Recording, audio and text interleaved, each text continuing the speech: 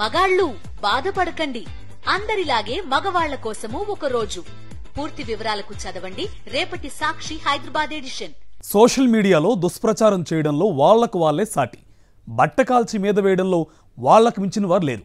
రాజకీయ ప్రత్యర్థుల వ్యక్తిత్వ హననం చేయడంలో తెలుగుదేశం పార్టీ పక్కాగా తయారు చేసుకున్న కర్మాగారం అది. బూతులు, మార్ఫింగ్ ఫోటోలతో వేధిస్తారు. గత 10 ఏళ్లుగా వాళ్లు చేయని దుర్మార్గం లేదు. వైఎస్ జగన్ కుటుంబమే టార్గెట్గా అనేక సోషల్ మీడియా పోస్టులు పెట్టి సభ్య సమాజం నివ్వెరపోయేలా చేసిన ఘనులు వారు. తెలుగుదేశం పార్టీ పెంచి పోషించిన సోషల్ మీడియాపై చర్యలు తీసుకోవాలని వైఎస్ఆర్సీపీ నేతలు పోలీసులను కోరుతున్నా ఫలితం ఉండడం లేదు. అధికారంలో లేనప్పుడే అత్యంత ఘోరంగా వ్యవహరించిన తెలుగుదేశం సోషల్ మీడియా పాలనలోకి వచ్చిన తర్వాత మరింతగా రెచ్చిపోతూ అత్యంత ఘోరంగా వ్యవహరిస్తోందని వైఎస్ఆర్సీపీ నేతలు ఆరోపిస్తున్నారు. ఆవు చేలో మేస్తే దూడ గట్టు మీద ఎందుకుంటుంది, అది కూడా చేలోకి వెళ్లి మేస్తుందని పెద్దలు అంటూ ఉంటారు. అలాగే ఉంది చంద్రబాబు లోకేష్ వ్యవహార శైలి. సీఎం చంద్రబాబు తనయుడు మంత్రి లోకేష్ తరచుగా తమ ఎక్స్ ఖాతాలో అభ్యంతరకర పదాలతో ట్వీట్లు చేస్తారు.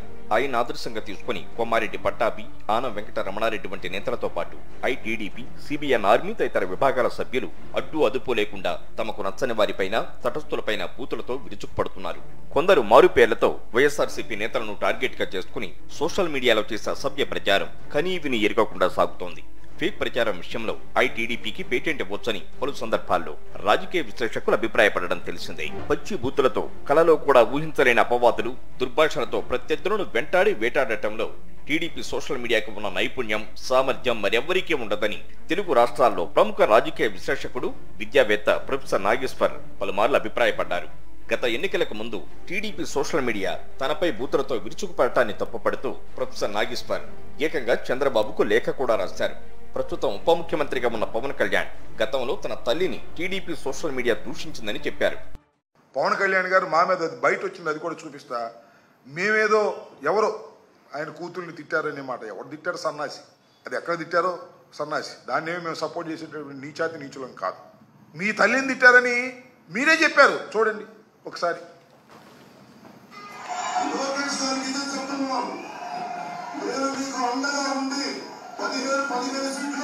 పశ్చిమ గోదావరి నుంచి ఇస్తే మీరు నా తల్లిని దూషించారు. తెలుగుదేశం పార్టీని, లోకేష్ గారిని క్షమించను, మర్చిపోకండి. అర్థమైందిగా? క్షమించను, మర్చిపోను, ఖబర్దార్. క్షమించాడు, మర్చిపోయాడు. లోకేష్ని, చంద్రబాబు నాయుడు గారిని చెరోగ భోజన పెట్టుకు ఊరేగుతున్నావు. అయినా చంద్రబాబు పట్టించుకోకపోగా టీడీపీ సోషల్ మీడియాను మరింత ప్రోత్సహించారు.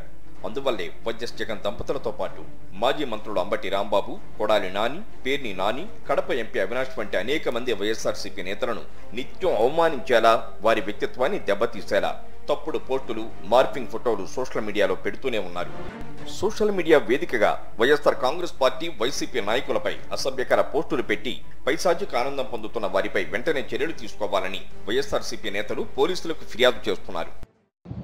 ఈ రాష్ట్రంలో ఎంత దౌర్జన్యకరమైనటువంటి పరిస్థితులు నడుస్తున్నాయి. పోలీసు అధికారులు ఎవరి చెప్పు చేతలలో ఉండి పనిచేస్తున్నారు అన్నది దీన్ని బట్టి చూస్తే అర్థమవుతున్నది. న్యాయం ఎక్కడా, ధర్మం ఎక్కడా? మా మీద ఐటీడీపీ ద్వారా మా నాయకుల మీద పోస్టింగులు ఇంత జుగుప్సాకరమైనటువంటి రీతిలో పెడుతూ ఉంటే దాని మీద మేము కంప్లైంట్లు ఇస్తే కంప్లైంట్లు తీసుకొని రిసిప్ట్ ఇవ్వటానికి కూడా సిద్ధపడకపోవటం అన్నది చాలా దారుణమైనటువంటి విషయం. మేము ఖచ్చితంగా వీటిలన్నింటి మీద ప్రైవేట్ కంప్లైంట్లను రిజిస్టర్ ఇవ్వబోతున్నాం. ఆ రకంగా ముందుకు వెళ్తున్నామని హెచ్చరిస్తున్నాం ప్రభుత్వానికి. ప్రభుత్వం ఇప్పటికైనా కళ్లు తెరవాలి. వైఎస్ జగన్, ఆయన సతీమణి భారతమ్మ మీద తప్పుడు పోస్టులు పెట్టి జగన్ అభిమానుల మనసు బాధపడేలా చేసిన వారిపై కఠిన చర్యలు తీసుకోవాలని వైఎస్ఆర్సీపీ నేతలు డిమాండ్ చేస్తున్నప్పటికీ అది చెవిటివాడి ముందు శంఖం ఊదినట్లుగా తయారవుతోంది.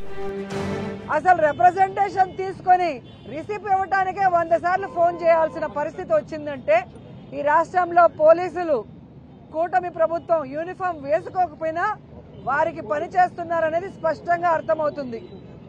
గతంలోనే చెప్పాం, ఇప్పుడు మళ్లీ చెప్తున్నాం.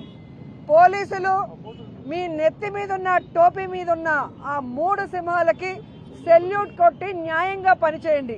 అంతేగాని రాష్ట్రంలో 3 పార్టీలు కలిసి కూటమి ప్రభుత్వంగా ఉందని ఆ 3కి సెల్యూట్లు కట్టి ఏకపక్షంగా మీరు నిర్ణయాలు తీసుకోవద్దు. ప్రజలు తిరగబడే రోజులు వస్తాయని కూడా హెచ్చరిస్తున్నాం. ఈరోజు ఏ విధంగా తయారయ్యారంటే చంద్రబాబు నాయుడు చేయాల్సిన తప్పులన్నీ ఆయన చేస్తాడు, చేయిస్తాడు. ఎదుటి వాళ్ళ మీద నిందలు వేసి శ్రీరంగ నీతులు చెప్పడం మనం గమనించాం. వ్యక్తిత్వ హననం అనేది చంద్రబాబు నాయుడు చేయటంలో సిద్ధహస్తుడు. వైఎస్ఆర్సీపీ అభిమానులమంటూ ఫేక్ ఐడీలు తయారు చేసుకుని కూటమి నేతలపై పోస్టులు పెడుతూ వాటిని పెట్టింది వైఎస్ఆర్సీపీ వారే అనే ప్రచారం కూడా రాష్ట్ర వ్యాప్తంగా బలంగా సాగుతోంది. ఇది తెలుగుదేశం దుర్మార్గ సోషల్ మీడియాకు సంబంధించి మరొక కోణం. ఇక మరొక పక్క ప్రభుత్వ వైఫల్యాలను ప్రశ్నిస్తున్న సోషల్ మీడియా గొంతుకులను నొక్కుతున్నారు. రాష్ట్ర వ్యాప్తంగా అమాయక సోషల్ మీడియా యాక్టివిస్టులపై అక్రమ కేసుల అరాచకం కొనసాగుతూనే ఉంది.